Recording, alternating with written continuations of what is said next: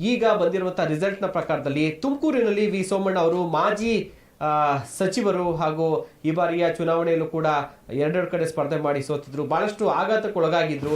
ಮುಂದೆ ನನ್ನ ರಾಜಕೀಯ ಭವಿಷ್ಯ ಏನು ಅಂತ. ಜೊತೆಗೆ ವಿಜಯೇಂದ್ರ ಅವರ ವಿರುದ್ಧ, ಜೊತೆಗೆ ಯಡಿಯೂರಪ್ಪ ಅವರ ವಿರುದ್ಧ ತೀವ್ರ ವಾಗ್ದಾಳಿಯನ್ನು ಕೂಡ ನಡೆಸಿದ್ರು. ಅದಾದ ಬಳಿಕ ಎಲ್ಲವನ್ನು ಕೂಡ ಖುದ್ದು ಅಮಿತ್ ಶಾ ಅವರೇ ಅವ್ರ ಜೊತೆಯಲ್ಲಿ ಮಾತಾಡಿ, JP ನಡ್ಡಾ ಅವರೇ ಅವ್ರ ಜೊತೆಯಲ್ಲಿ ಮಾತಾಡಿ ಸಮಾಧಾನ ಪಡಿಸಿ ಅವ್ರಿಗೆ ಟಿಕೆಟ್ ಅನ್ನ ಕೊಡುವಂತ ಭರವಸೆಯನ್ನ ಕೊಟ್ಟಿದ್ರು. ಈಗ ಆ ಒಂದು ಭರವಸೆಯನ್ನ ಸೋಮಣ್ಣ ಅವರು ಈಡೇರಿಸಿದ್ದಾರೆ. ಅವರ ಗೆಲುವು ಆಗಿರುವಂತದ್ದು, ಸೋಮಣ್ಣ ಅವರ ಗೆಲುವು ಆಗಿದೆ. ಸೊ ಈಗ ಇದ್ರ ಬಗ್ಗೆ ಬಿಜೆಪಿಯಿಂದಾನೇ ನಾವು ರಿಯಾಕ್ಷನ್ ಅನ್ನು ತಗೊಳ್ಳೋಣ. ರತನ್ ಸರ್, ಬಿಜೆಪಿ ಖಾತೆಯನ್ನು ಓಪನ್ ಮಾಡಿದೆ. ತುಮಕೂರಿನಲ್ಲಿ ತುಂಬಾ ನಿರೀಕ್ಷೆಗಳು ಇರಲಿಲ್ಲ ಇಲ್ಲಿ ಸೋಮಣ್ಣ ಗೆಲ್ತಾರೆ ಅಂತೇಳಿ, ಆದ್ರೆ ಮೊದಲ ಗೆಲುವು ಅಲ್ಲಿಂದಾನೇ ದಾಖಲಾಗಿದೆ ಸರ್ ನಿಮ್ದು. ಇಲ್ಲ, ನಾನು ನೋಡಿದ ಪ್ರಕಾರ ನಮ್ಗೆ ಆಲ್ರೆಡಿ 3 ಜಯ ಸಿಕ್ಕಿದೆ. ಹೌದು, ಒಂದು ಜಗದೀಶ್ ಶೆಟ್ಟರ್ ಅವರು ವಿನ್ ಆಗಿದ್ದಾರೆ, ಹೌದು, ಸೋಮಣ್ಣ ಅವರು ವಿನ್ ಆಗಿದ್ದಾರೆ, ಹೌದು, ಮತ್ತೆ ಉತ್ತರ ಕನ್ನಡ ಕಾಗೇರಿ ಅವರು ವಿನ್ ಆಗಿದ್ದಾರೆ, ಆಮೇಲೆ JDS ಕುಮಾರಸ್ವಾಮಿ ಅವರು ವಿನ್ ಆಗಿದ್ದಾರೆ.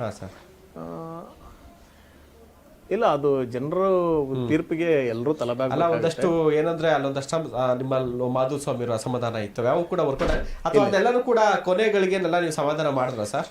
ಹೌದು, ಏನಂತ ಹೇಳಿದ್ರೆ ಟಿಕೆಟ್ ಕೊಡುವಾಗ ಒಂದು ಲೆವೆಲಿನ ಅಸಮಾಧಾನ ಇರುತ್ತೆ.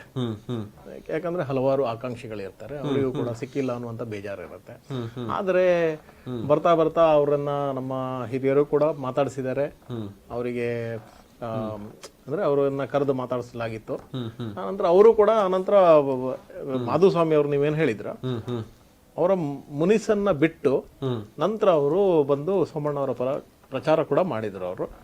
ಅವರು ಕೆಲಸ ಮಾಡಿದ್ದಾರೆ. ಅದರಿಂದಾಗಿ ತುಮಕೂರು ನಮ್ಮ ಇಂಟರ್ನಲ್ ಸರ್ವೆ ಪ್ರಕಾರ ನಾವು ಗೆಲ್ತೀವಿ ಅಂತ ಇತ್ತು. ಆದ್ರೆ ಯಾವ್ದೋ ಒಂದೆರಡು ಸರ್ವೆ ನಾನು ಮಾಧ್ಯಮದಲ್ಲಿ ನೋಡಿದ ಪ್ರಕಾರ ಅಲ್ಲಿ ಸ್ವಲ್ಪ ಹಿನ್ನಡೆ ಆಗ್ಬೋದು ಅಂತ ಹೇಳಿದ್ರು. ಬಟ್ ನಮಗೆ ವಿಶ್ವಾಸ ಇತ್ತು ಅವರು ಗೆಲ್ತಾರೆ ಅಂತ. ಗೆದ್ದಿದ್ದಾರೆ, ಬಹಳ ಸಂತೋಷ.